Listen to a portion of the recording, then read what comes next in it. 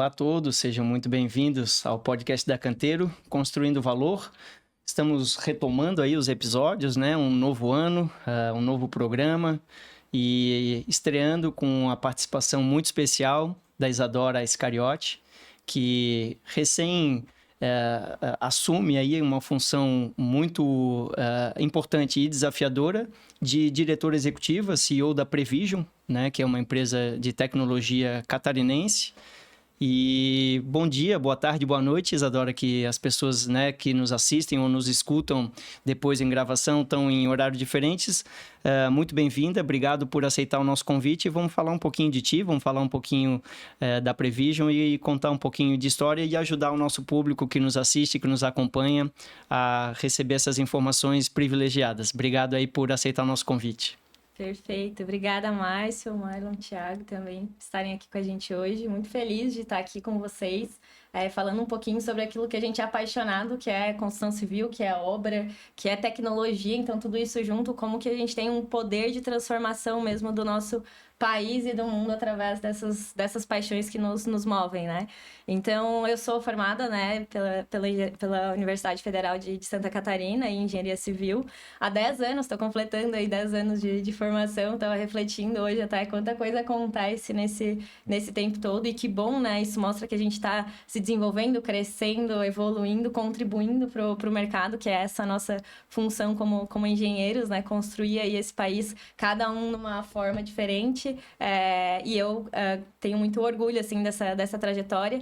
Então, eu comecei lá atrás, né? Trabalhei alguns anos numa consultoria de planejamento. Foi meu primeiro trabalho mesmo de estágio ainda lá quando eu trabalhava na UFSC. E a gente fazia linhas de balanço no Excel. Esse era o grande trabalho que a gente tinha lá atrás. E prédios gigantes. Quando começou lá em Balneário Camboriú, aqueles prédios, né? Muito grandes de FG, Embraer, todos esses começaram lá atrás. E a gente fazia aí o planejamento, focando bastante aí no cronograma, que era através da linha de balanço, que fazia muito sentido para aquele tipo de construção, né, vertical. Então, eu atuava lá atrás nisso. E eu sempre me incomodava. Eu falava, cara, não é possível que a gente tenha que ficar literalmente pintando célula de Excel para fazer um cronograma, e aí ao invés de começar num dia, começava uma semana depois, aí já volta 3 casas e um dia inteiro de trabalho ali, e aí a conexão disso com o Project, porque daí o Project tinha rede predecessora para a gente conseguir acompanhar, né, porque uma certeza que a gente tem é que o plano ele não vai acontecer exatamente como a gente planejou. Em algum momento a gente vai ter que ou reprogramar ou replanejar, depois a gente discute um pouco mais sobre isso, né? Então, sempre me incomodava. E eu comecei no mercado com essa pulguinha atrás da orelha de pensar como que a gente consegue resolver esse problema. E aí, eu senti muita falta de entender de obra. Porque eu fazia planejamento, né? Óbvio que sob a supervisão, né, de engenheiro, arquiteto que tinha no time. Mas eu não entendia de obra. Eu não entendia qual que era a sequência, qual que era a dificuldade. Pô, por que a alvenaria não pode acontecer em 5 dias? Tem que ser em 10. O que acontece na obra? Qual que é a logística do canteiro que atrapalha para isso acontecer? Os tempos tecnológicos, né? Como dizia meu professor, que é o tempo que as coisas levam, por exemplo, para curar o concreto, né? Esses detalhes, né? Que premissas que a gente tem que considerar por que eu não posso fazer uma sequenciada da outra, né? Então, tudo isso eram dúvidas que eu tinha, e é óbvio que a formação na universidade aqui, ela é excelente, não... com certeza não estaria onde eu estou hoje se não tivesse essa formação, mas ela realmente é uma formação que ela é muito técnica e ela não é tão prática. E os estágios, né, nos ajudam muito, na época me ajudou muito a conseguir compreender como que a obra funcionava. E aí, logo que eu entrei no canteiro de obras, assim, eu sempre fui apaixonada por planejamento, acho que tem muito a ver com a minha... com as minhas soft skills mesmo. Eu sou uma pessoa organizada, planejada, então quando eu conheci isso aplicado à engenharia, acho que ali eu encontrei realmente o meu lugar, e aí logo já comecei a fazer o planejamento das obras quando eu entrei ali no estágio. Então, conectando obra com o planejamento. E ainda assim, ficava aquela pulguinha atrás da orelha de, cara, não é possível que a gente tenha que fazer isso pintando célula de Excel. E eu amo Excel, acho que Excel é essencial para tudo, assim, né, que a gente faz dentro da engenharia. Mas ele não é suficiente, ele não é adequado para alguns problemas que a gente tem, né? E aí foi quando eu conheci lá atrás a WeLob, não era nem Prevision ainda. E aí eu contratei e comecei a usar e me apaixonei. Falei, nossa, isso aqui é o presente e o futuro do planejamento. Não tem como a gente não evoluir, né? E no início, assim, gente, é bem engraçado pensar em Prevision, porque a gente nasceu, era uma startup, né? Tinha 0 clientes, saímos do zero, né? Quando eu entrei eram 20 clientes. E o mercado das startups, da tecnologia, ele não era como é hoje. Existiam poucas empresas, e aí foi se criando. Empresas que vão realmente dando certo são poucas mesmo, assim, a gente conseguia contar nos dedos. E a Kátia, que era uma associação que nos impulsionou, assim, enormemente para a gente conseguir também chegar aí onde a gente está. Foi a nossa casa durante muitos anos, né? Então, quando eu entrei era o iLobby, depois se transformou aí na Prevision, a gente teve uma mudança aí de nome. Só para quem não conhece, Isadora, a CAT é a Associação Catarinense de Empresas de Tecnologia, né? Perfeito, exatamente. É a associação que também é daqui de Santa Catarina, né? Fundada aqui em Florianópolis, então a gente acaba sendo um polo realmente tecnológico. Florianópolis é um polo tecnológico quando a gente pensa no Brasil, e isso também nos dá muito orgulho, né? Muitas pessoas chamam aí a Ilha do Silício, e eu acho que a gente entrou num momento certo também nesse boom mesmo de startups, e principalmente entendemos a dor do cliente e conseguimos chegar lá, né, numa solução, né? Nos apaixonamos pelo problema e não pela solução. Acho que essa também já é uma dica aí que a gente já pode dar para quem está nos ouvindo. Maravilha. Eu vou dar alguns passos atrás para depois a gente dar passos à frente de aprofundamento em relação à Prevision, à funcionalidade da plataforma, do software, da ferramenta, etc. Que tem a ver com a tua escolha, né, como engenheira civil. A gente fala muito sobre a fomentar os jovens, né, a voltarem a escolher a atividade de engenharia e de arquitetura, porque é uma carreira que tem a ver com a construção do país, né? Os engenheiros de todas as áreas, não só da civil, mas aeronáutica, mecatrônica, materiais, né, são os criadores, né, de produtos e de serviços também que impulsionam a criação de um país, tá? Agrega valor, né? Exatamente. Só que a busca, principalmente na engenharia civil, por essa carreira, né, em função do índice de candidatos por vaga, tem declinado ao longo dos últimos anos, tá? E as pessoas, às vezes, por conta de outras atividades um pouco mais fáceis de trabalhar, como são até os aplicativos de transporte, concorrem, às vezes, com as remunerações que estão ocorrendo na carreira. Então, ele fala, eu vou estudar 5 anos, e ele precisa começar a ganhar dinheiro, né? A pessoa que está ali iniciando a sua vida adulta com 18, 19, 20 anos ou até 25 anos, né? Ele precisa de recursos para morar, para comer, etc. E ele faz o comparativo e diz, eu não vou fazer tudo isso, me esforçar tudo isso para acabar ganhando o que eu ganho rapidamente, né? E na hora, entende? Então, por que tu escolheu na tua época, né? O que te impulsionou a escolher essa carreira de engenharia civil? Perfeito. Boa pergunta. Antes de eu entrar na resposta, assim, eu acho que tem muito a cultura do curto prazo, assim, né? Eu não vou fazer isso, estudar 5 anos porque eu já começo trabalhando aqui, eu não consigo enxergar no longo prazo que lá na frente tu vai com certeza conseguir muito mais do que tu ganharia se tu tivesse, né, em algum... E tem a ver com planejamento, né, Isadora? Tem a ver com planejamento de vida, né? Que é tão importante quando a gente faz os planejamentos das obras, assim. Então, acho que isso tem muito a ver com essa cultura e, obviamente, a realidade do nosso país, que a gente também não pode deixar de lado, que muitas vezes a gente tem que, de fato, trabalhar e estudar, e isso é, de fato, uma carga muito pesada. Então, acho que existem âmbitos que são não só escolhas que as pessoas podem fazer, mas realmente são escolhas difíceis, né? Uhum. Mas voltando pra mim, assim, eu desde pequena eu sempre gostei de resolver problema e construir, fazer as coisas acontecerem, assim, de montar Lego, né? Eu ouvi o podcast de vocês também, tu comentou sobre o teu filho brincando de Lego e tal, e eu sempre gostei muito disso, assim, de montar as coisas. E aí, quando eu comecei a estudar, sempre tive uma facilidade muito grande com matemática, e eu acho que se não 100%, 90% dos engenheiros vão dar essa resposta, né? Sempre fui gostava de matemática, ia bem matemática, e aí fui me direcionando para engenharia. E aí, quando eu comecei a pensar o que eu de fato queria, assim, o meu sonho era engenharia aeronáutica. Uhum. Sempre foi meu sonho, eu achava sensacional, incrível. Imagina, construir um avião. Isso era, para mim, realmente um sonho. Não sei, né? E aí a gente nunca sabe. Mas sempre foi um sonho. Eu até fiz uma Olimpíada Brasileira de Astronomia Aeronáutica quando eu estava no ensino médio. E eu passei na prova, eram 50 alunos do Brasil todo. Ia lá para São José dos Campos para a gente visitar o INPE, visitar o ITA, visitar todo aquele complexo também que é muito voltado. Maravilhoso, né, inclusive, né? O grande expoente nosso, né? né? Mundial, né? Sensacional. Essa indústria nossa. Um orgulho brasileiro, né? E na Embraer foi assim, pra mim foi... Imagina, eu tinha na época 14 anos, eu acho, 15 anos. Era legal. Muito novinha, assim. E ali já brilhou o olho pra... Já era, né, uma vontade. E aí o vestibular do ITA caiu no mesmo dia do vestibular da UFSC. E aí eu pensei, putz, será que eu vou lá pra São Paulo mesmo? É pra lá que eu quero ir, morar na universidade, porque era o modelo. Hoje não, já estou desatualizada, não sei se continua assim, mas era de morar lá na universidade. E aí eu comecei a refletir um pouco mais sobre mim, o que eu gostaria, assim. E na minha família sempre teve uma veia muito empreendedora.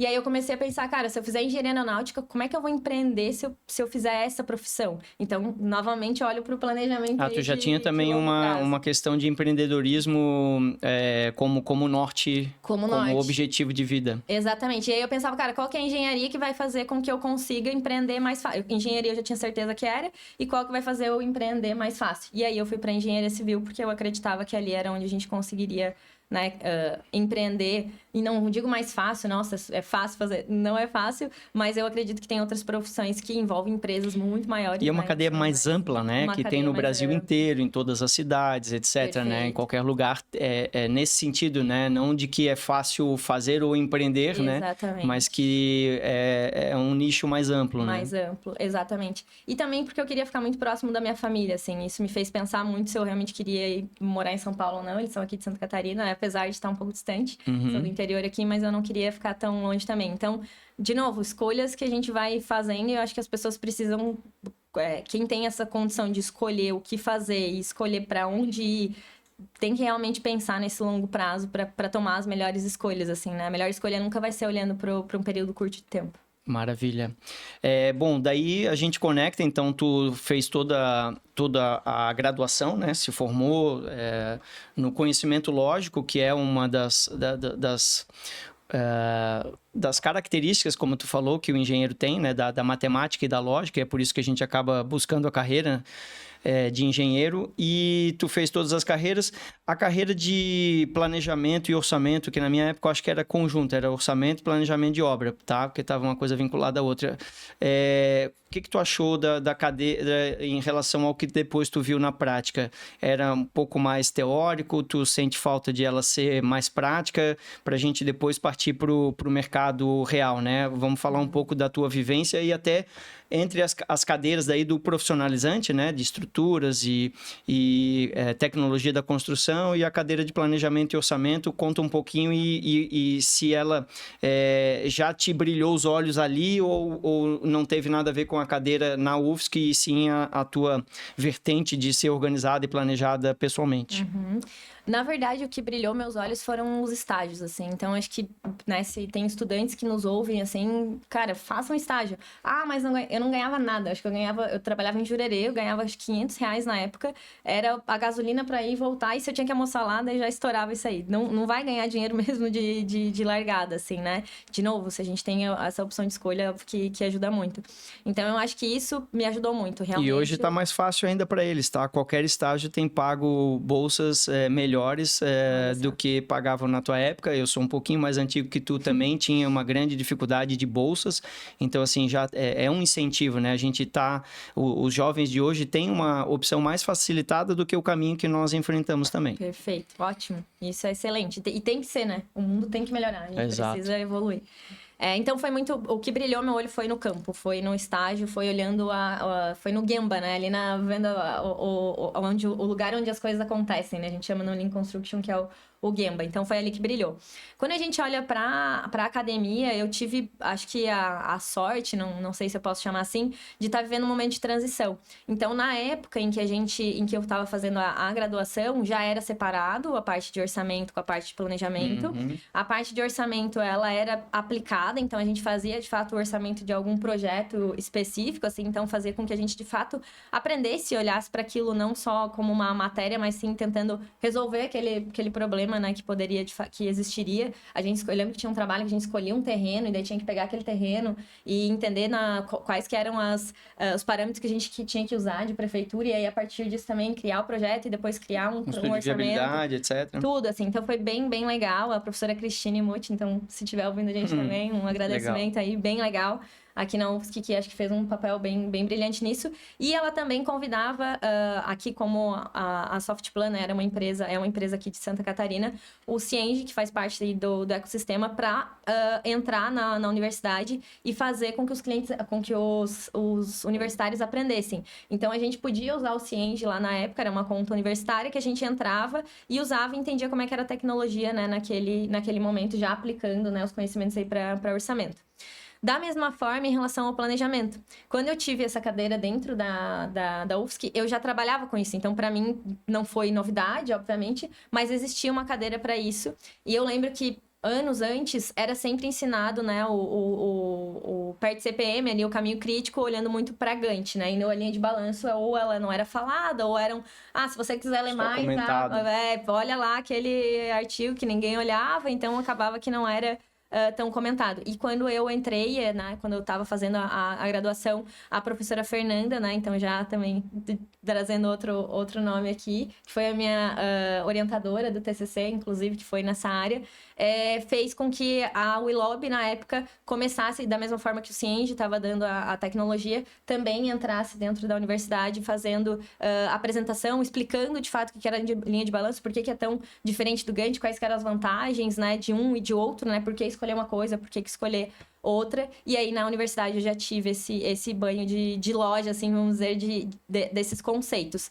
É o ideal? Eu acho que a gente, né, na época, tinha muito caminho ainda pela frente, acho que poderia evoluir ainda muito mais. Eu acho que a parte de projetos, especialmente, para mim foi chocante. Eu lembro que as primeiras aulas que eu tive não era nem no CAD, o professor falava, não, tem que ser na mão, tu tem que desenhar na mão. Eu ficava, cara, como assim, desenhar na mão? De novo a pulguinha atrás da orelha ali. E a gente não tinha BIM na época também, nada, 10 anos atrás era algo que não era realmente... eu não aprendi na universidade. Se quisesse aprender BIM, Lean, eram sempre... No mercado. Ou no mercado, ou o que era legal, muitos alunos se juntavam. Então vamos fazer um curso aqui para isso. Ou o PET, ou o EPEC, ou algumas outras entidades da universidade, mas não dentro da grade curricular. Na época até estava se discutindo para ter uma renovação dessa grade, até não sei se isso aconteceu, assim, mas o BIM eu não tive de fato, foi outro mundo. Então tive sorte, né, pelo lado ali do orçamento e planejamento e olhando para o BIM. E como que ocorreu, então, essa transição para o Willob e depois Prevision?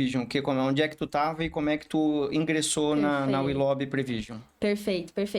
Essa transição de Willob Prevision, eu trabalhava, né, no canteiro de obras, então isso para mim foi, como eu falei, uma escola, assim, essencial para o que eu faço hoje dentro da Prevision. E veio de uma inquietação de atuar em poucas obras, poucos projetos. Então, Deixa eu só fazer uma interrupção para o público acompanhar um pouquinho. Foi criada, então, por algumas pessoas, né? Claro. Que criaram a ferramenta com o propósito de ofertar uma ferramenta de planejamento mais ágil. Perfeitamente. Essa foi o propósito da criação da ferramenta até então chamada Willob, que depois se tornou o Prevision, que é o que a gente conhece hoje, que evoluiu, etc. Mas foi isso, né? Perfeito, Márcio.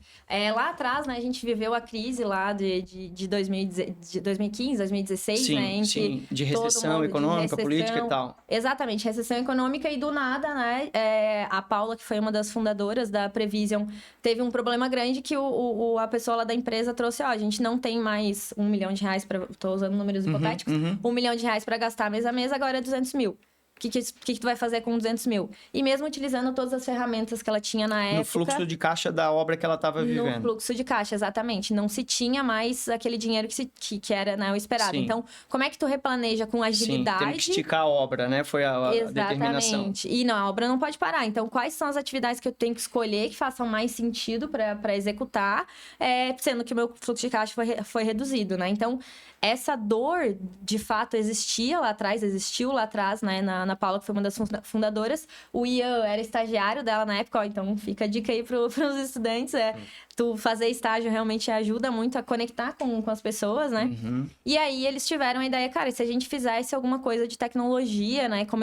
Começou com uma planilha de Excel, então tudo começa ali pelo Excel, né? Uhum. E aí começaram a entender se era uma ideia que fazia sentido. E aí conversaram com 20 construtoras aqui de Florianópolis, perguntando, esse é um problema que para vocês também acontece? Vocês vocês também têm essa dificuldade? É uma dor que vocês também passam? E 100% delas responderam que sim, que era uma dor que passavam e que queriam resolver esse problema, né?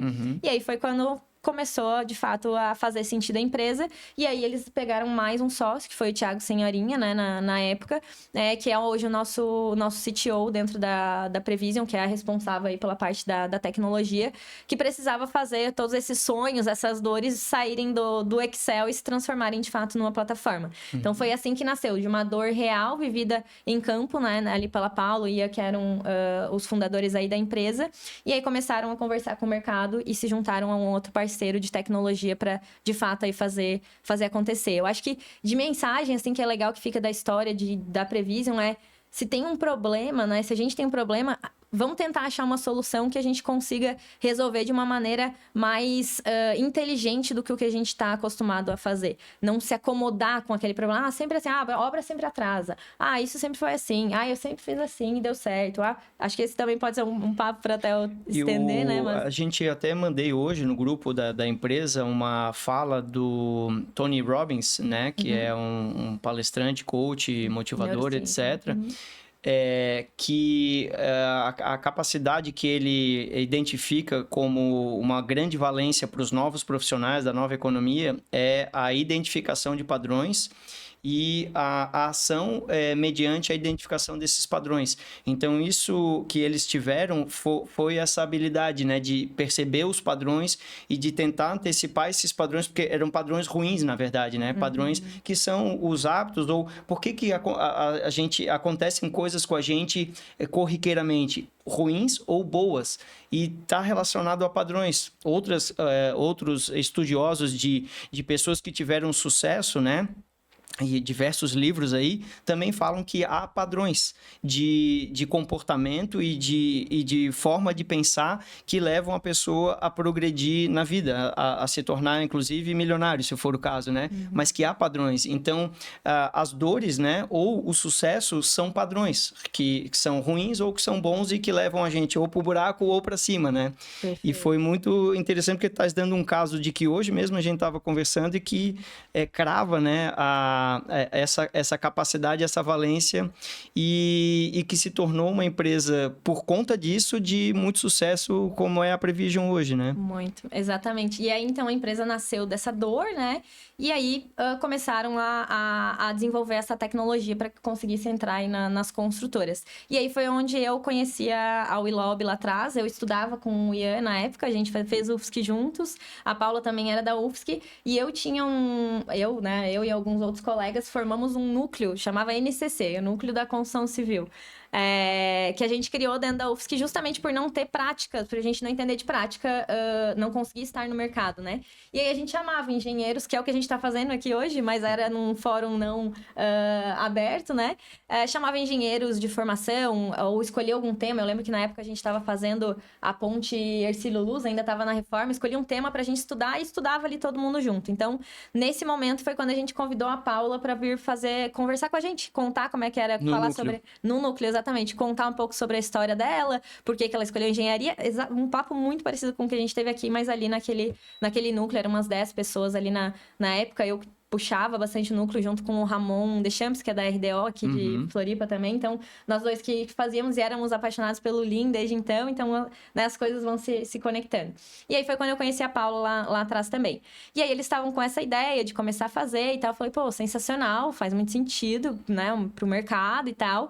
E eu trabalhava na época, né, na CFL, e aí eu falei, cara, vamos começar a usar aqui, porque eu tenho que parar de pintar célula de Excel, né?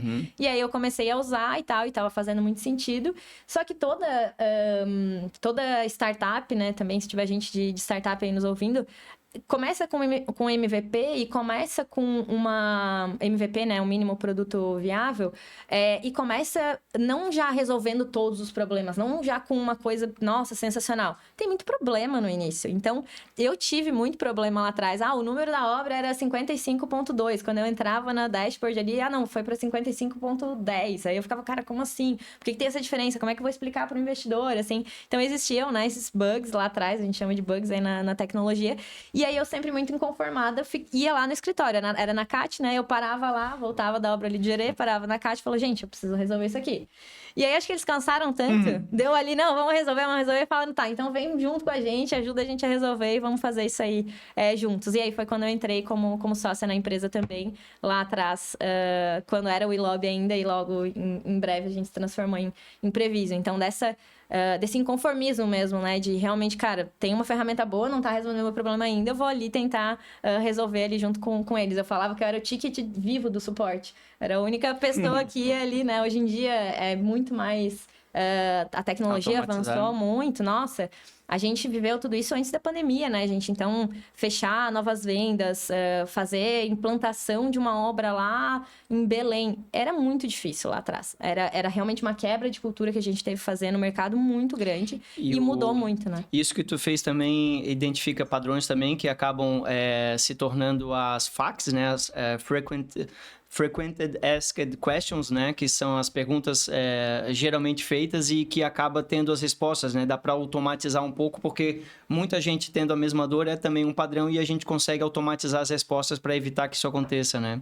Perfeito. Eu não sei se tu chegou a participar, mas como tu entrou na WeLobby e ela se transformou em Prevision, como é que ocorreu isso aí? Foi um trabalho de branding, de rebranding, né? Para mudar? Conta um pouquinho dessa escolha do nome que acabou sendo o nome que ficou mais conhecido aí no mercado e que de fato impulsionou a empresa. Perfeito. O WeLobby, acho que vocês já devem entender de onde que vem, né? O We de lobby, de line of balance, de linha de balanço. Então, o que a gente percebeu com esse nome? Além das cores serem um pouco mais infantis, assim, não sei se essa é bem a palavra, mas não era algo tão profissional, né? Era um pouco mais amador.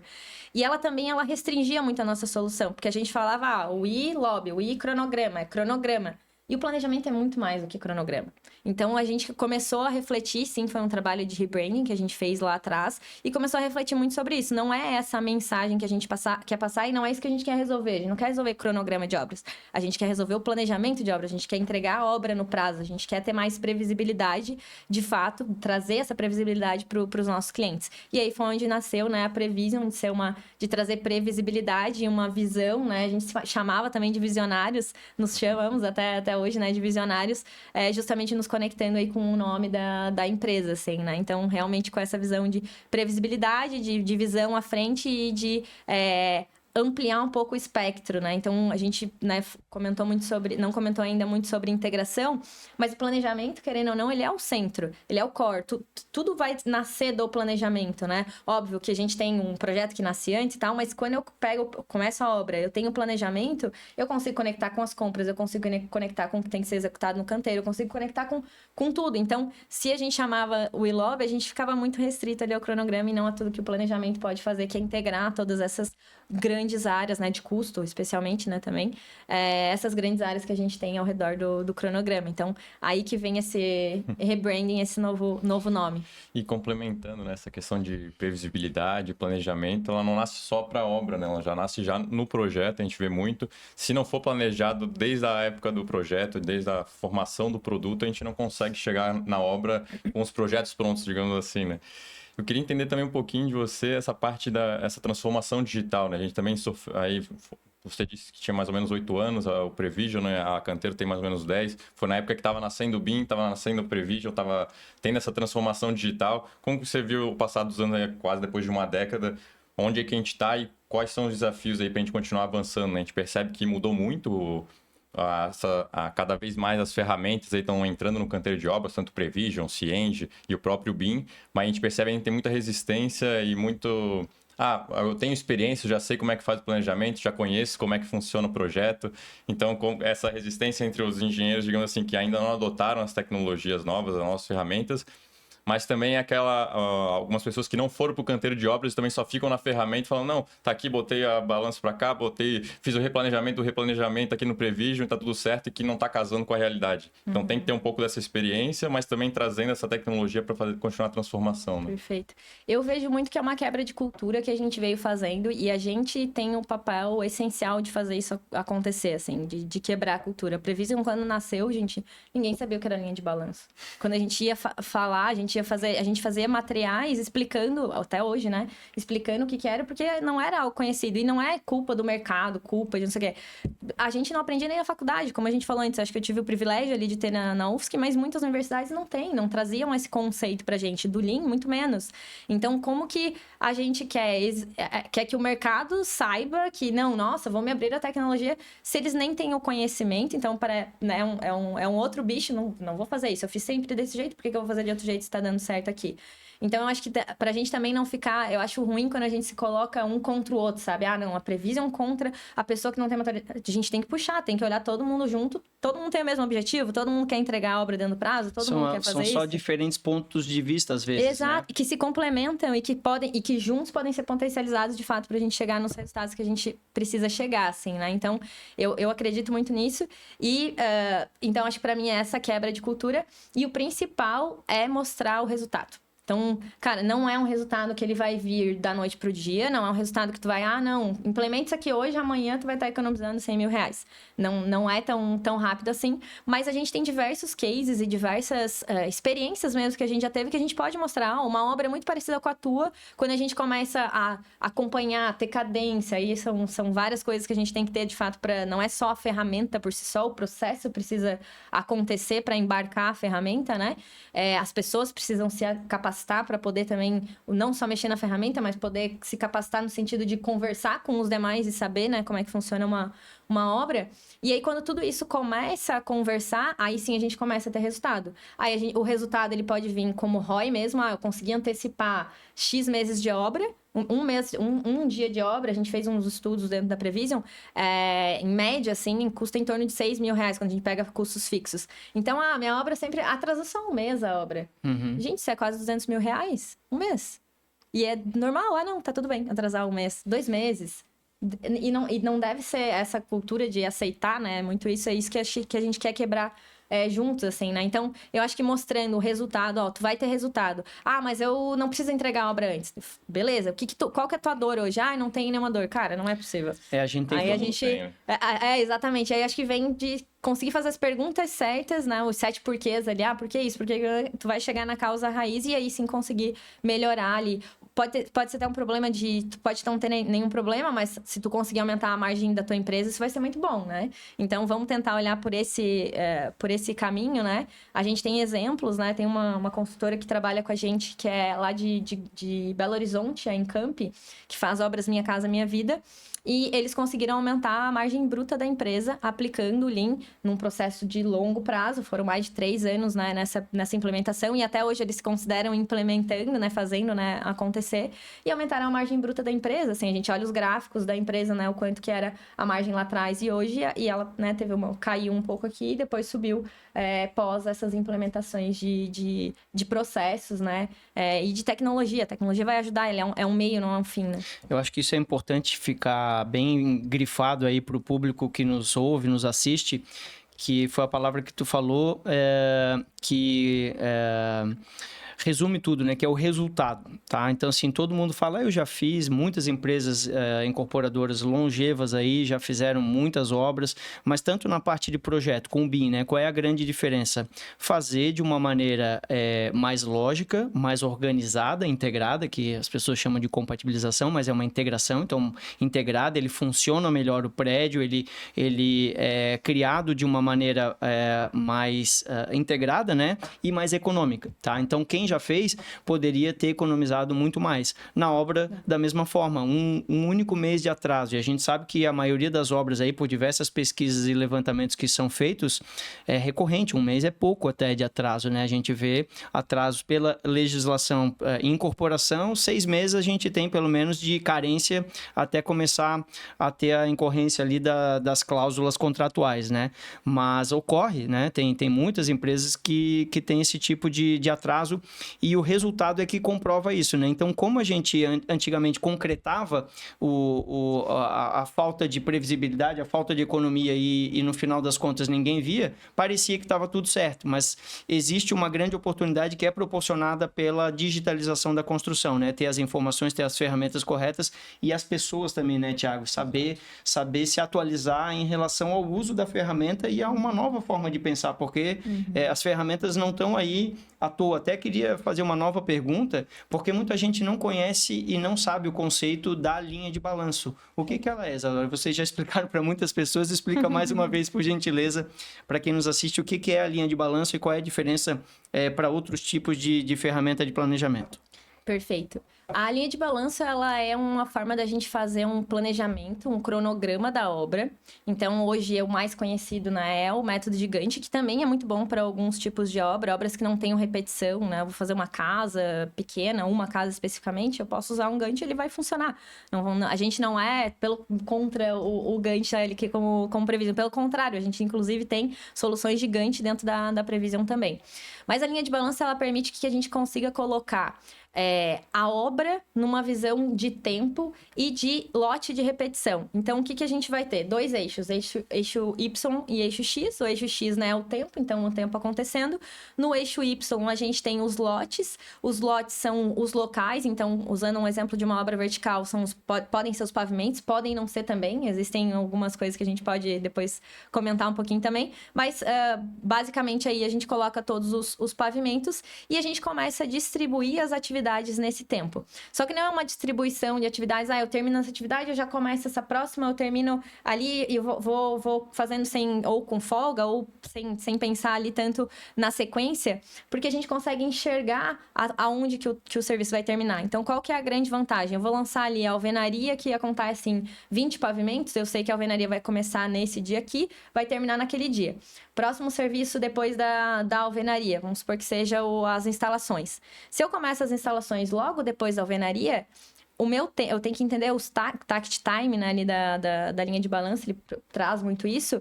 Se eu começo na sequência e o meu tempo de execução na instalação é menor do que o tempo da alvenaria, o que geralmente é o que acontece, eu vou ter a equipe parada. Por quê? Porque eu tô ainda fazendo a alvenaria e a minha instalação, ela vai estar... ela vai alcançar mais rápido. Alcançar mais rápido do que o ritmo da alvenaria. Então, a linha de balanço, ela permite que tu enxergue isso sem... tu não precisa ficar nas 1000 linhas do project ou de algum Gantt. Não, aqui conecta aqui. É difícil, é humanamente complexo de entender. E tem pessoas que conseguem fazer isso com maestria, e que bom, mas não é a realidade de todo mundo. Então, a linha de balanço realmente consegue te mostrar no tempo o teu prédio, né? Então, fazendo um paralelo até com o BIM, é como se fosse uma visão do cronograma do teu prédio formando ali o prédio. Então, eu tenho todas as minhas linhas que mostram os fluxos e eu consigo tomar melhores decisões antes de chamar o empreiteiro para entrar ali a instalação logo depois da alvenaria e depois ter que dar notícia para ele que não tem frente de trabalho para ele, o que é muito comum acontecer nas obras, assim. E aí, se o empreiteiro sai da obra, trazer de volta é muito mais difícil. Então, eu acho que isso que é a grande vantagem da linha de balanço. Tu consegue tornar o planejamento, o cronograma mais democrático. Tu consegue mostrar o porquê das estratégias, das decisões que foram tomadas, né, para fazer aquele prédio realmente subir. Então, tu consegue mostrar... A gente tem conversas, né, com mestres de obras que eles falam, agora entendi o planejamento. Agora eu consigo entender o que você está falando. Agora eu entendi por que eu não posso entrar com a instalação nesse dia aqui, porque lá na frente eu vou travar, né, com a alvenaria aqui. Ou posso colocar 2 equipes aqui nesse serviço de alvenaria. Então, se as instalações vão acontecer mais rápido, são decisões que, se a gente deixar para a obra tomar, no momento em que tu tá lá pegando fogo, o negócio tá acontecendo, vão ser tomadas de uma maneira... eu não vou dizer nem errada, porque não sei se são erradas ou não, mas sem pensar tanto quanto poderia ser pensado se a gente estivesse fazendo um planejamento prévio e tal. Então, tem tudo a ver com o BIM também e com a gente planejar tudo antes. Né? E uma questão que muita gente pergunta em relação à tecnologia, muita gente acha que a tecnologia é uma coisa que funciona sozinha. Até na IA, as pessoas às vezes acham que a IA vai te entregar tudo muito pronto, né? Sim. E eles não sabem que quanto melhor for a pessoa que estiver manipulando a IA, criando os prompts, fazendo o reciclo de avaliação, melhor vai ser o resultado. No Prevision também, acredito que muita gente acha que uma vez que tu lançou, depois é só ficar arrastando, né, os blocos, a linha, né, que ele vai se altamente se ajustando e se encaixando. Qual é o papel da experiência e do planejador no uso da ferramenta? Perfeito. A gente tem uma máxima lá na Prevision, que provavelmente, né, quem já ouviu um pouco de Prevision já deve ter ouvido sobre isso, e quando a gente fala de tecnologia como um todo. A ordem sempre é pessoas, processos e tecnologia. eu não posso inverter essa ordem. Se eu trago a tecnologia sem ter a pessoa ali capacitada para fazer, vai dar errado. Se eu trago a tecnologia sem ter o processo ali para executar, vai dar errado. Ah, então precisa estar tudo perfeito para eu fazer a tecnologia. Não, a tecnologia vai ajudar você a fazer o teu processo da maneira certa, até inclusive capacitar as pessoas da melhor maneira. Então isso tudo, a gente realmente acredita que as pessoas estando capacitadas, elas vão conseguir com certeza entregar mais olhando para o seu cronograma. E mais do que isso, assim, eu acho que hoje em dia a gente fala muito de rotatividade de mão de obra, né? Todo mundo é um assunto que ele é um problema real, seja no campo, seja até mesmo em equipes de gestão. Existe ainda muita... Com certeza. E cada vez mais, né? Ah, não, vou sair dessa empresa, vou para outra. Como é que a gente retém funcionários? Capacitando eles, tornando eles cada vez melhores e trazendo tecnologia para que o trabalho deles seja cada vez mais inteligente, estratégico e não tanto de, não, fico o dia inteiro ali preenchendo planilha, fazendo coisas operacionais. Eu vou estar usando mais a inteligência daquela pessoa, né, que está ali, que estudou 5 anos para fazer isso acontecer, do que se eu, né, entregar para ele uma planilha de Excel, agora vai lá na obra e faz a medição, coloca tudo aqui, depois vai para o computador, passa... Para quê que a gente vai fazer tudo isso? Se a gente pode trazer tecnologia para a gente fazer esse profissional ficar cada vez mais produtivo, né, e eficiente. Então, eu acho que tem também esse pilar... Aproveitar ele da melhor maneira possível. Da melhor maneira. Esse pilar da capacitação, obviamente, e né, quando a gente tem, né, o cliente entra na Prevision, a gente tem toda uma implementação que a gente vai dar, vai treinar, vai ensinar. Mas existe também essa característica de retenção também de mão de obra, porque realmente o trabalho fica mais produtivo. E falando um pouquinho de mão de obra, vocês têm centenas de empreendimentos aí, centenas de clientes. Como você está vendo essa mudança, essa mão de obra saindo do canteiro e cada vez mais a industrialização? O Prevision está preparado, o ecossistema ciente, como é que vocês estão vendo esses próximos anos no Brasil? Sim. Principalmente com essa saída de mão de obra, vai ter mais industrialização, a gente está preparado para isso? É um caminho natural? Vocês estão vendo isso nos clientes já? Perfeito. É uma realidade, né? Um futuro que não tem volta, assim como diversas disrupções que a gente teve de mercado, a gente não dá 2 passos para trás. Então, sim, isso vai acontecer. A industrialização ela vai acontecer ao passo em que a gente vai sentindo cada vez mais a dor. Então, hoje, o que a gente faz? A gente faz conta, né? Imagino que vocês devem fazer muito isso. Eu vou industrializar, eu vou fazer em loco. Eu consigo fazer essa conta e fornecer, né, pro meu incorporador decidir. Daqui a pouco eu não vou conseguir fazer essa conta, porque eu não vou ter mão de obra. Então, a industrialização ela vai vir justamente porque não vai ter outra opção. Então, se aqueles que saírem na frente, que já industrializarem, que digitalizarem, que fizerem esse trabalho antes, não vão ter que fazer na urgência lá na frente, ou porque não vai ter outra opção. Já vão conseguir aprender, né, antes dos demais, e aí, realmente, eu imagino que ter ainda mais resultado dentro dos seus empreendimentos. E a gente, como ecossistema ciente, como Prevision, olha extremamente para isso, assim, não tem como a gente não olhar. Nós entendemos que nós somos um dos vetores como tecnologia para fazer isso acontecer. Não único, mas um dos vetores importantes para fazer isso de fato rodar. Isadora, tu teve antes de assumir agora a função aí de direção executiva, a função, o cargo de CPO, né, que é o chefe de produto. O que você observou em relação ao produto Prevision, né, para fazer essas atualizações, né, de conversar até melhor com as ferramentas de orçamento, né?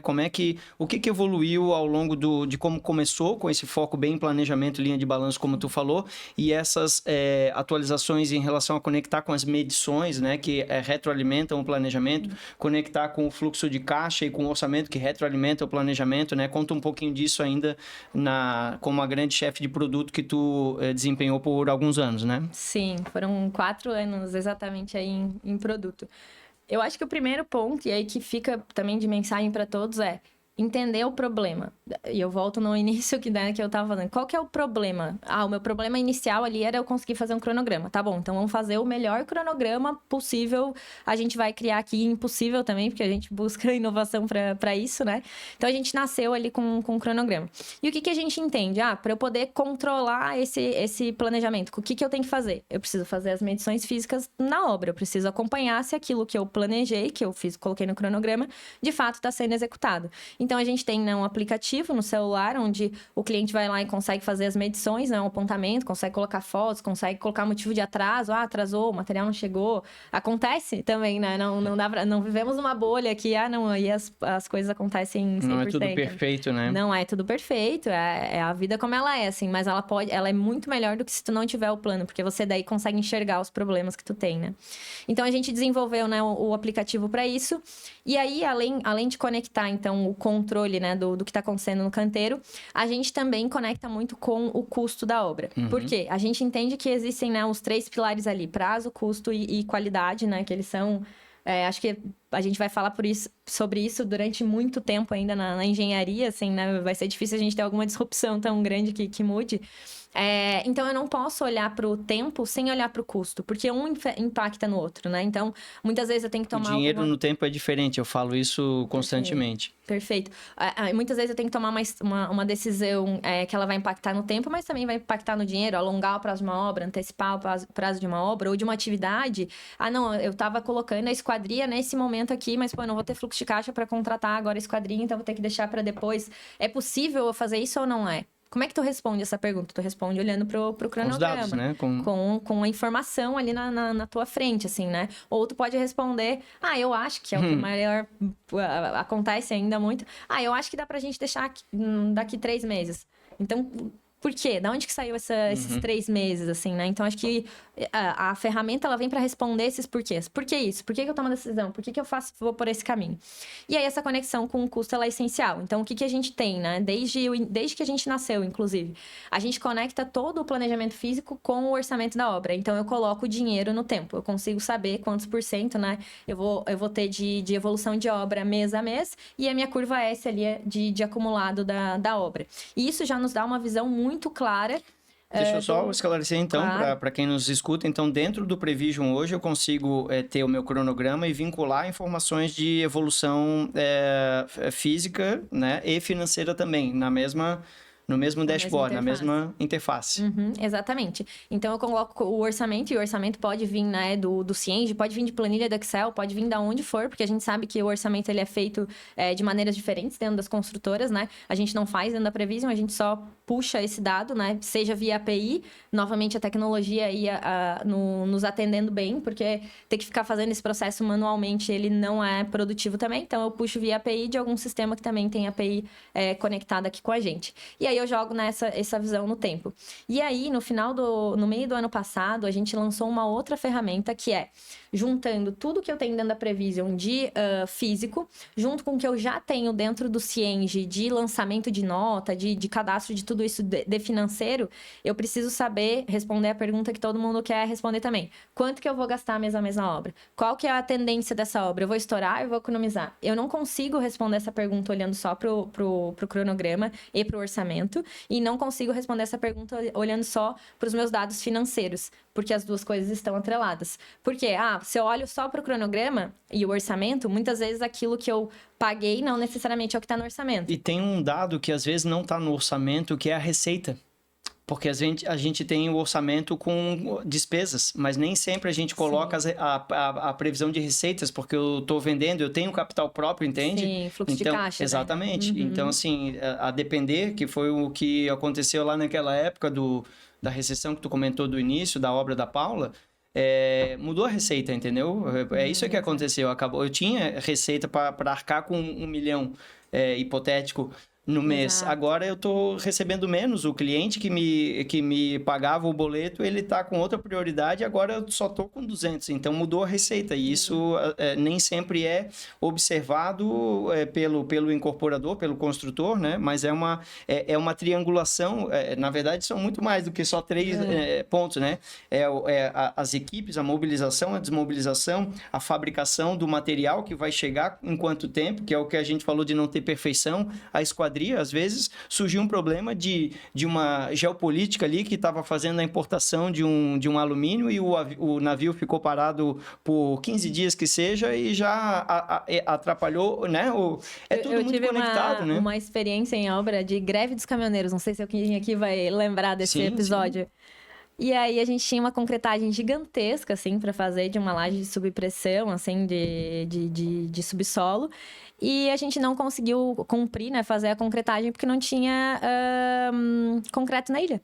Não chegou, porque não tinha... Os caminhoneiros bloquearam as rodovias e aí a gente fez um baita planejamento, o dia, tudo certinho, e não tinha como fazer, porque não tinha chego cimento suficiente pra gente poder... Para as concreteiras poder fazer o concreto e a gente receber. Então, são coisas que fogem da nossa alçada, né, dentro de uma obra, que se a gente não... Pelo menos aquilo que tu tem controle, tu não controlar... Aí tu tá perdido, porque tem muita coisa externa que impacta. Então, aquilo que tu consegue controlar, tu precisa controlar, né? Então, voltando ali só pra questão do custo, então, eu consigo olhar o orçamento no tempo, mas isso não quer dizer que eu vou pagar aquilo. Às vezes eu orço por 20 mil, mas eu vou pagar 30 mil por alguma condição, ou vou conseguir um desconto, vou pagar 15. Então, a gente consegue trazer toda essa receita, todas essas despesas pra dentro, né, da Prevision, que é o que já nasce ali dentro do Cienge. E aquilo que eu não gastei ainda, ou que eu não contratei ainda, ou que ainda, sei lá, tô fazendo alvenaria, eu ainda não contratei o piso cerâmico, é algo lá da frente. Eu sei quando aquilo vai acontecer, porque eu tenho isso lá dentro do Prevision, e eu sei quanto tempo que eu levo para... como geralmente, né, eu faço essas parcelas de pagamento e eu já consigo colocar ali na ferramenta. Então, conectar físico com financeiro é essencial para que eu Mas isso nem sempre responder. Foi assim, então, né? Não. Isso foi uma evolução daquela pergunta que eu te fiz de produto, de chefiar produto, foi isso, né? Foi uma evolução. Foi perceber que isso era uma dor e como vocês já tinham vencido a primeira dor muito fortemente, estamos prontos para incluir mais uma dor, né? Exato, mas sendo bem honesta, assim, a gente sempre... falava que essa dor, não, isso tu vai lá no teu ERP, a gente leva a informação pra lá e tu resolve. Vai lá pra dentro do Cienge ou do outro ERP e tu resolve. E a gente começou a ver que daí o cliente começou a voltar, né? Agora vocês são a mesma coisa, eu não consigo resolver ainda. Como é que a gente de fato resolve? Né? De uma maneira simples ali, olhando de fato pro que acontece ali na obra. E aí a gente falou, cara, vamos juntos então, já que a gente é, né, um maior ecossistema aí, vamos juntos fazer uma solução que resolva e responda a essa pergunta de quanto que eu vou economizar ou estourar da obra e quanto que eu vou gastar mês a mês. E aí foi a decisão que a gente tomou no final do ano retrasado, né? Começamos aí a desenvolver esse produto e lançamos no Constru Summit aí, que é o nosso evento, né? Em junho do ano passado. Foi tanto sucesso, assim, gente, que a gente teve mais de 180 clientes em 6 meses de lançamento do produto. Imaginem que a gente levou 8 anos, quase 9, para ir do 0 a 800. Em 6 meses a gente fechou, né? 180 clientes aí dessa solução. Fazia muito sentido, de novo, ouvindo o cliente, entendendo, né, qual que era o problema que ele precisava resolver e a gente tentando, né, trazer essa visão aqui dentro da tecnologia, assim. Então, acho que isso é bem, bem relevante. A gente até falava antes sobre o que a gente pode trazer de conexão, né, da gestão de produto para a gestão de planejamento de obra, né? Muita coisa mesmo. Em produto, eu tenho um roadmap. O meu roadmap é o que eu vou fazer, né? O que eu tenho que fazer do produto, as features, as funcionalidades que eu vou fazer do produto de tempo em tempo. Da mesma forma, no planejamento de obra, eu tenho um cronograma que eu sei que são quais as atividades que eu vou fazer dia a dia ali da minha obra. Em produto, eu planejo as sprints. Eu olho para os próximos 15 dias. Beleza, eu tenho que desenvolver esse produto aqui de custo. Eu tenho 6 meses. O que eu vou fazer nos próximos 15 dias para eu poder chegar nessa minha meta final de entregar o produto? Na obra, da mesma forma. O que eu tenho que fazer nos próximos 15 dias para que eu entregue a obra lá no final no prazo? E aí a gente entra numa outra camada que é bem relevante também, que é a remoção de restrição. Então, para eu poder fazer essas atividades, tanto na gestão de produto quanto na gestão de uma obra, muita coisa tem que acontecer. Não é, não vou fazer alvenaria. Pô, tem que ter material, tem que contratar tudo antes, tem que ter o projeto em mãos, né? Acho que não há... Infelizmente, é mais uma verdade, né? Que a gente quer transformar também de... A obra começa sem o projeto. Pô, como assim começar a obra sem o projeto? Se está sem projeto, eu não consigo fazer um planejamento adequado, porque como é que eu vou planejar aquilo que eu não sei nem qual que é o escopo? Então, as coisas começam, né, truncadas. Então, eu preciso fazer uma remoção de restrição e isso também tem muito a ver com o que eu tenho que fazer ali na gestão de produtos, né? Planejar ali para sprints, que é o que a gente faz ali na metodologia ágil, que tem muito a ver com o Lean Construction, que é o que a gente faz dentro do planejamento de obras, assim. Então, eu acho que isso que é o mais incrível, assim, que eu vejo, assim, na minha trajetória. No fundo, tudo é gestão. Seja gestão do canteiro, seja gestão dos projetos, seja gestão do produto, das no meu pessoas. caso, seja gestão no final, é muito parecido. Os nomes às vezes são diferentes de algumas frentes, mas no final a gente está fazendo gestão. Então, eu acho que essa é uma mensagem legal, assim, de passar para quem está nos ouvindo, de, cara, cada vez mais que você se torna um bom gestor, tu vai conseguir gerir tudo realmente da melhor forma. Até mesmo a tua vida pessoal, né? Como a gente estava falando antes, né? Enxergar aí mais a longo prazo. Então, respondendo aí um pouco a pergunta ali lá de trás, né? De o que a gente teve de novidades. Inúmeras novidades, assim, ano passado, só para comentar um número, assim, com vocês. A gente teve mais de 100 lançamentos de produto, né? De features e melhorias que a gente foi fazendo, além de grandes produtos que a gente lançou, que foi esse que eu comentei. Então, é realmente muita coisa para a gente construir. E aí, a gente precisa priorizar. Essa é outra coisa que a gente precisa falar aqui nesse podcast, né? Que também tem a ver com gestão de produto. Se eu fizer tudo que todos os meus clientes me pedem para fazer, eu vou ter um produto Frankenstein. Daqui a pouco ninguém tá mais se achando no produto, porque, não, mas para essa empresa isso aqui é essencial. Para essa é essencial. Então, como é que eu pego todas essas ideias que os clientes têm e feedbacks, escolho, priorizo e não vou escolher, eu gosto mais desse cliente, eu vou fazer. Não, eu vou entender o que faz mais sentido para todos, né? Para a maioria dos meus clientes. E que tem a ver com dados e gestão também, que é aquela 100%. Questão que a gente falou de padrões e de um maior número de ocorrências, né? Qual é a maior dor de todas essas que tem 100 dores, né? Mas 80 pessoas estão falando de uma única dor e 20 estão falando de todos os outros. Então, essa é a mais prioritária. E também tem a ver com gestão de negócio, porque eu preciso priorizar aquilo que vai fazer eu reter mais o meu cliente e que vai fazer eu vender mais. Então, no fundo, tá tudo conectado, assim, né? Então, acho que isso que me brilha muito o olho, assim. Para mim, gestão, ela é realmente essencial para que tudo aconteça, seja em qual esfera, assim, né? For. Então, a gente realmente lançou muita coisa. E outra coisa que é legal de comentar, assim, a gente tinha muito medo lá atrás de se tornar uma empresa grande, que é o que a gente se tornou, e perder essa conexão com o cliente, e perder a satisfação do cliente. E hoje, o NPS da Prevision é 75, é um NPS muito grande. Quando a gente olha a Amazon, a Apple, diversas empresas de tecnologias grandes têm NPS, né, nessa zona que a gente chama zona World Class. Isso nos dá muito orgulho. Para vocês terem ideia, a gente teve mais de 8 mil respostas em NPS ali, quando aparece aquela pergunta para vocês, você indicaria essa solução, né, para um amigo? Esse é o NPS, que é o que eu tô comentando, é uma métrica de satisfação, né, de cliente. Se você responde ali 9 ou 10, você é um promotor, se tu tá, né, tem detrator e os neutros também, mas a Prevision, a média é 9.4. 9.4 em 8 anos. Em 800 clientes. Então, isso era um receio que a gente tinha muito grande lá atrás e que eu acho que a gente conseguiu, ouvindo o cliente, colocando o cliente de fato no centro das nossas decisões, não perder, pelo contrário, né? Só entregar mais valor e conseguir, né, atingir aí essa satisfação. Maravilha. Vocês lidam com o desafio de tornar a tecnologia simples, Isadora? Porque eu entendo que, assim, por mais que as ideias sejam excelentes e estejam alinhadas para resolver um problema que é concreto, a aderência da tecnologia, ela costuma ser um desafio, principalmente para o nosso setor, né? O BIM eu vivi essa jornada, né? No início era tudo muito mais difícil, as ferramentas eram complexas, eram muitos recursos, isso virava meio que um pretexto para não entrar no BIM, né? E aí caberia ao profissional que ensinava a explicar de uma maneira mais didática para que a coisa acontecesse e sempre focar no benefício. Mas, de fato, a interface é difícil, é complicado, demanda tempo para tu conseguir, né, implementar uma tecnologia. E eu entendo que vocês, desde o início, dedicaram muita energia em tornar o processo de fazer um planejamento mais simples, né? Eu acho que isso está muito alinhado com o propósito de vocês. Até hoje, vocês conseguem dedicar bastante energia a isso, porque eu entendo que quanto mais recursos uma ferramenta tem, mais isso se torna complexo, né? Então, como é que vocês estão lidando com isso e de que maneira o feedback do cliente de vocês ajuda nesse aspecto, assim? Perfeito. Isso é usabilidade, assim, Marla. A gente olha para isso desde o início da Prevision. De fato, eu acho que a gente se diferenciou no mercado muito por isso. É uma ferramenta fácil de usar, como eu comentei antes, né? Tem mestres de obras, engenheiros que antes não entendiam do planejamento. Antes o planejamento era da pessoa do planejamento, né? Não, fala com a fulana que o planejamento é com ela. Tipo, como assim? Ou tá lá na gaveta, ou tá, né? Então era uma realidade diferente. Então, olhando para a usabilidade, é o segredo, assim. A gente realmente tem profissionais dedicados de design dentro da empresa para poder olhar, dentro do time de produto, né? Para poder, de fato, olhar para essa usabilidade como um todo. E quando a gente fala de usabilidade, não é só criar uma tela bonita, não, vou criar aqui uma tela, uma interface. Não é entender a experiência do usuário. Exato. E o que isso quer dizer? A gente cria jornadas do usuário com tudo. Por exemplo, esse produto que a gente lançou de custos. Cara, eu preciso saber o que o cliente faz a cada passo. Nesse momento aqui, ele precisa dessa informação, aí para fazer essa informação ele busca no lugar X. Aí depois desse passo ele vai... Então a gente cria essa jornada... Se colocam no lugar dele, né? 100%. A jornada significa isso, né? Se colocar no lugar de quem está usando, né? Exatamente. Então a gente cria toda essa jornada, entende, né, como é que é esse passo a passo. Existem...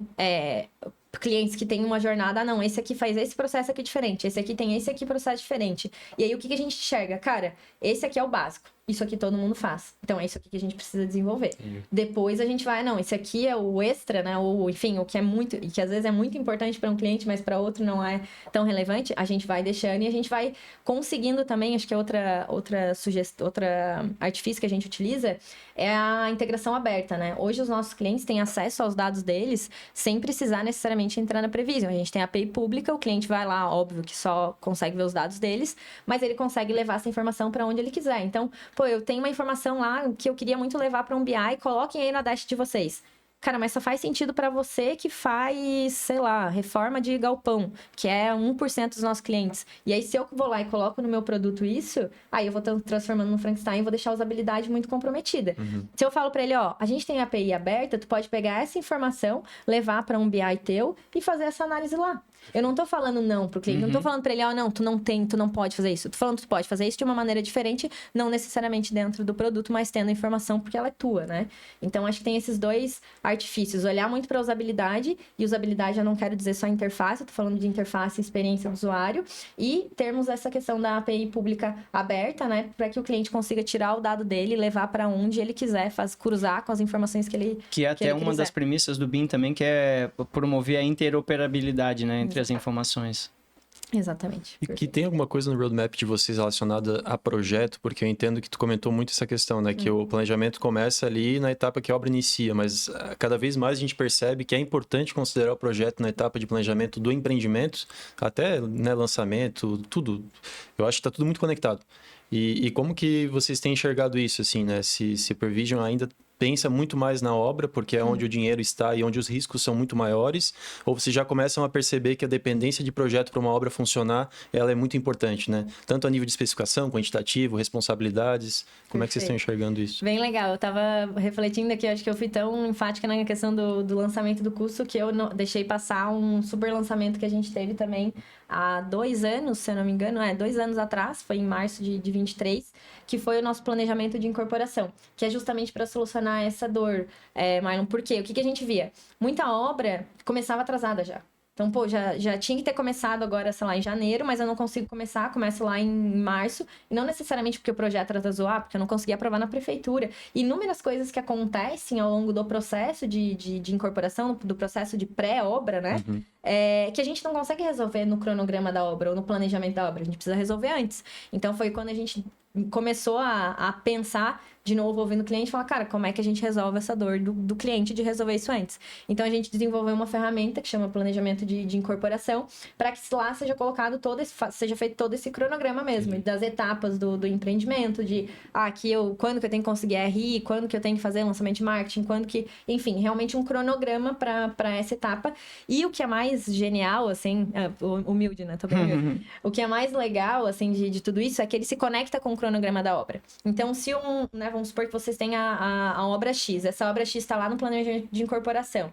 E muitas vezes o projeto continua rodando mesmo com a obra já iniciando. A gente sabe disso, né? Estou fazendo alguma especificação e tal. E a obra também está rodando. Então, se você puder, né, quiser colocar datas marco, tu consegue colocar e espelhar nesses 2 cronogramas. Trazendo um exemplo. Quando que começa o piso cerâmico? O piso cerâmico começa em dezembro. Essa informação pode estar lá no teu planejamento de incorporação, e aí o arquiteto ou o profissional que está ali, o projetista, enfim, que vai fazer esse projeto, vai ter essa informação. automaticamente, tu não precisa ligar para a obra ou saber, não, aquilo tá ali para você ver. Então os dois cronogramas eles se conversam para que traga essa interoperabilidade. Difícil demais, não vou nem tentar. Interoperabilidade. Não vou nem tentar mais, gente. Mas é essa visão de tudo estar conectado. Perfeito. E por isso que eu comentei antes que eu realmente enxergo o planejamento como core, assim, como o coração, porque tudo vai sair dali, eu preciso dessa informação. E não é no sentido de, a olha, é o mais importante do que as outras áreas. Todas são importantes. A visão do empreendimento, tudo precisa acontecer para que o empreendimento aconteça. Mas a gente entende o planejamento como sendo central para que a gente consiga conectar com tudo e tomar as melhores decisões mesmo. Isadora, mas a gente consegue fazer um detalhamento do cronograma de projeto dentro desse cronograma de incorporação que tu falou? Eu consigo abrir e detalhar a parte técnica do projeto, que a incorporação tem alguns marcos que às vezes não estão ligados ao projeto técnico, que a gente chama, né? Que é o desenvolvimento da edificação em si, né? Tem a ver com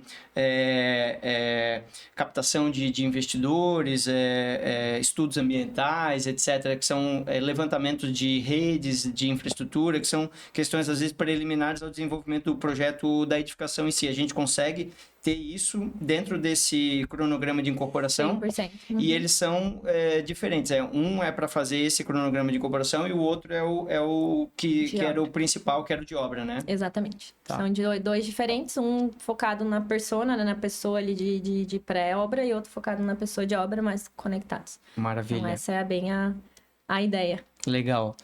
Infelizmente, aí chegamos ao fim do nosso tempo programado. Foi uma conversa maravilhosa, fluida, né?